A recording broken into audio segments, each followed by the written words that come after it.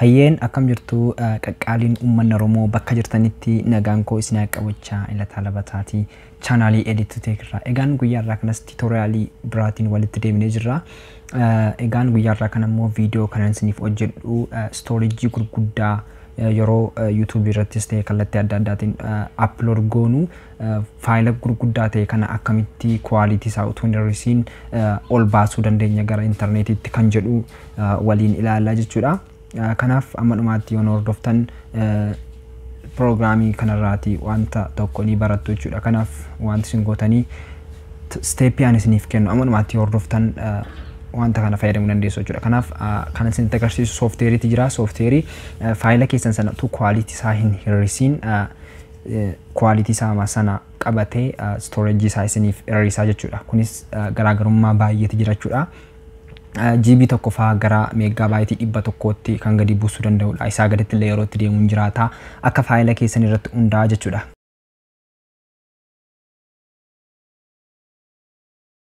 Egaan kun gidduutti kan isiniif beeksisuu guyyaa irraa kan egaa kun akkuma argitanii akkoo English with Oromic kan jedhu kanadha jechuudha. Mucaan kuni kan isin dhibu viidiyoo babbareedaa jechuudha kan isiniif gadhiisu. Giraamarii Ingiliffaa namoonni baruu barbaadan yeroo ammaa kana maal eegdu ammuma kana galaatii dafaatii kun akkuma argitanii viidiyoo babbareedaa gadhiisee waan jiru viidiyoo isaa kana galaatii ilaalaan isin jedha jechuudha.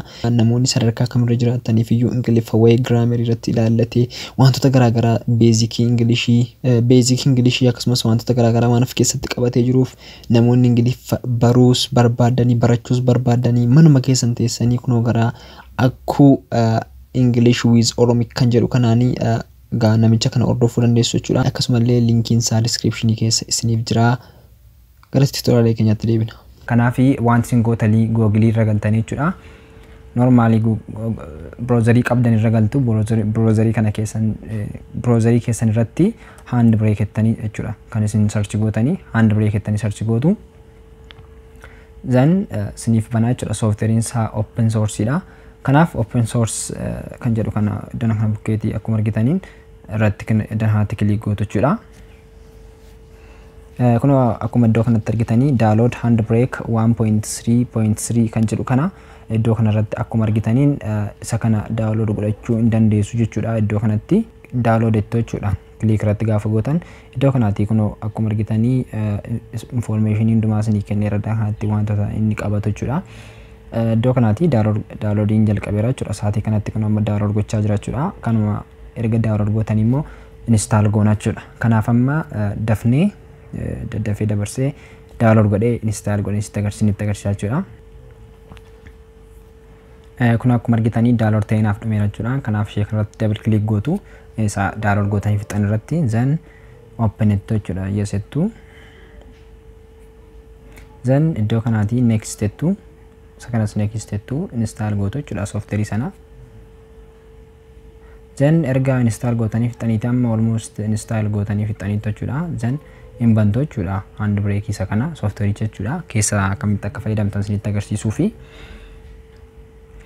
then iddoo kanatti kun akkuma galtaniin iddoo kanatti wanti isin gootan file drop isin jedha. Yeroo barbaadan faayila keessan qabdanii fakkeenyaaf faayila kana yoo gochuu barbaadan iddoo kanatti qabdanii buusuu dandeessu. Yoo barbaadan immoo faayila open ettanii keessatti fidachuu hin dandeessu jechuudha. Iddoo kana keessaatiin garaa keessanii fidachuu hin dandeessu. Yoo barbaadan immoo folderaanis fiduu hin dandeessu jechuudha. Kanaaf amma ni cancel jedha kana keessaati. Iddoo kanatti wantooti garaagaraa as keessanii jiru. Wantoonni garaagaraa kuni kan isaan isiniif dhufanii yoo isinii faayila keessa galchitan duwwaadha jechuudha. Faayila tokko tokkoon gaafa keessa galchaa deemtan ofiisaatii waan hundumaa isiniif fidaa deema. Gaafa keessa galummoo erga waan hundumaa arrange gootaniiti start jechuudha. Fakkeenyaaf amma fideen isinitti agarsiisa faayila tokko then open source jettu yoo faayila fiduu barbaachanii then faayila fakkeenyaaf desktop irraan qaba waan ta'eef kun desktop irraa nan fidadha jechuudha. Jalqaba irratti kana asitti isinitti agarsiisin fuuldura iddoo kanatti akka agartanii faayilli kuni almost meegaabaayitii akka ta'e isinitti agarsiisa. Meegaabaayitii 221 dha jechuudha. Kun meegaabaayitiin isaa kun jechuudha 421 dha. Kana iddoo kanatti ilaala. Booda immoo gaafa inni handbrake godhee deebi'u immoo ilaalla jechuudha. Kana iddoo kanatti akkuma argitanii kana keessaati filachuu isin gaafataa jechuudha. Present kan jedhu kana keessaa presentiin kuni amma kuni 1080 dha. Faayilli koo kanaaf 1080 naaf filatee as bukeetii generaalii ettanii as keessaa immoo faayila isin gara kamitti akka jijjiiruu barbaadan fakkeenyaaf 1080 maan yoo jijjiirrachuu barbaadan innumti kun isin ta'a yoo barbaadan fast very fast irra yoo keessan quality'n isaa utuun irratiin waan isaa isin irrisaa jechuudha. Faayila isaa baay'ee isiniif irrisaa isa kanarra kaa'uu dandeessu. Zan iddoo kanaati dimension isaa iddoo kanaati akkuma jirutti ta'a module'n isaa lamadha. Automatikiidha. Iddoo kanatti kan isin waan gochuu qabdan yoo dana bukeetti fakkeenyaaf lakkoofsi iddoo kanarra jiraate kun 000 ta'uu baate yeroo hundumaa maal gochuu qabdu custom jettanii isa kana hir'isuu sinirra jiraata jechuudha. Fakkeenyaaf jaarra jira yoo ta'e 0 gochuu qabdu. Maaliif iddoo kanaati kun iddoo kanaati akkuma argitan 1 by 1 ta'uu qabaachuudhaan kanaachi saayizii isaa irraa sin jalaa kutaa waan ta'eef isa kana sirriitti ilaaluun sinirra jiraachuudha. Tooppii raayitii bottomii isaa kana hundi isaa 00 ta'uu qaba. Filter kan jedhu kana keessaa wanta jijjiirtan wanta biraa hin qabu jechuudha. Maaliif noise isaa sharpness isaa kan viidiyoo sana yoo haaressuu barbaadan tibuu dandeessu yoo barbaadan ta'e garuu kana isin barbaachisu iddoo kanatti viidiyoo kan jedhu kuni isuma filatamaadha jechuudha. Kun inni kanarra jiru kuni yeroo baay'ee kanaan yoo jijjiirame gaariidha faayilli kana jechuudha. H.264 kan jedhu kana isa kanaan yoo ta'e bareedaadha jechuudha. Haalli isaa yoo kanatti adeeme yoo barbaadanis MPEG2 kan jedhu kanaanis gochuu dandeessu. Garuu immoo isa kanatti yeroo baay'ee filatamaadha viidiyoo dikoodariin isaa jechuudha. Encoderiin isaa kun akkuma jiruttidha. Kana baay'ee itti buusin hin gaafatu. Kunis wanta itti buubuutan hin qabdani. Iddoo kan biraa kanas kunis arrangin isaa gaariidha. Yoo qannastanii yookiin immoo itti dabaltanii inni kun rakkina hin qabu. Yoo barbaadan garuu isa kana waan gochuu dandeessu. Idiyoon isaas waan jijjiirtanii baay'ee sin qabdan jechuudha. Taayitilii chaaptarii isaa waan akkasii isa kana akkuma jiruttidha. Iddoo kanaati kan ilaaluun sanarra jirutu waan hin godhin dura saayiziin viidiyoo keessanii fi saayiziin displeey keessanii wal qixa ta'uu qaba yeroo hundumaa jechuudha. Yoo wal qixa ta'uu didee dimensionii kana keessaati kan isin sirreessitan iddoo kanaati jechuudha. Isa kana seeraan ilaala. Zan erga kana hundumaa check gootanii booda wanti isin gootanii save as iddoo kanadha jechuudha. Eessatti save siniif haa godhu iddoo kanaati fakkeenyaaf eessattidha. Amma kuni viidiyoo keessatti jechuudha kan inni jiru. Kanaaf desktop keessatti yoo save gootan yookiin immoo iddoo garaa keessanii keessatti save godhachuu dandeessu jechuudha. Save jettu erga akkasitti save jettaniiti iddoo kanaatti dhuftanii start encode jechuudha. Amma almost jalqabeera. Gara gadii kana akkuma ilaaltanii siniif jalqabeera jechuudha. Amma kuni waan inni gochaa jira jechuudha. Siniif lakkaa jira. Yeroo turtii booda gaafa inni fixu deemtanii ilaaluu hin dandeessu jechuudha.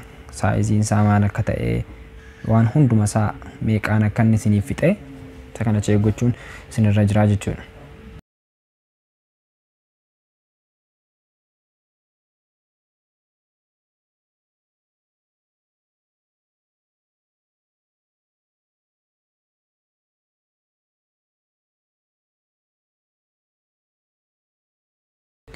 Kuno akkuma argitanii amma kuno finished jedheera jechuudha. Faayila sana mee deemnee check goona. Faayilli sun sirriima waan isaa hir'ateeraa fi hir'annee isaa jechuudha bakka inni qabatu. Kuni akkuma sila isinitti himee 421dha inni kun jechuudha. Inni kun immoo meeqa akka ta'e ilaalla. Kanaaf property keessa galee kun amma akka agartanii 30dha jechuudha. 40 kan ture 30tti gadi buusetu quality isaa waan tokkoon hir'isini. Akkuma argitanii iddoo kanaatti kun 1080 ta'uu isaa iddoo kanaatti check gochuu dandeessu jechuudha. Iddoo kanaatti jechuudha. Isa kanas check goona. Kun akkuma iddoo kanatti argitanii inni kun illee isa kanadha jechuudha. Kanaaf isa kana hir'iseera jechuudha. Zan yoommoo play gootan ilaaltanis hanqina hin qabu quality irratti jechuudha. Kanaaf video quality qabu gadhiisuu hin dandeessu jechuudha. Waan tokko rakkina hin qabaatiin. Kun amma kun rakkina hin qabu jechuudha amma tokkoyyuu. Baay'ee namatti tola.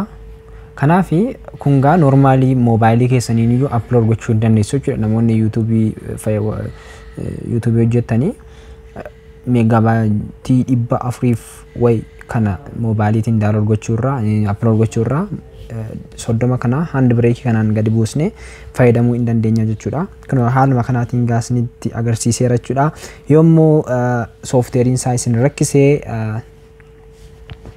Telegramii korraa isiniif kaa'an ta'eef commentii keessatti naaf barreessaa. Akkasumallee wantoota isin rakkisan waan dhimma kamirratti tutorialiin akka hojjetamu isiniif qabu warri barbaadan commentii jalatti naaf barreessaa. Yeroo dhiyootti immoo akkuma kanaan dura isinitti himaa ture qophii addaa qabadhee dhufaan jira.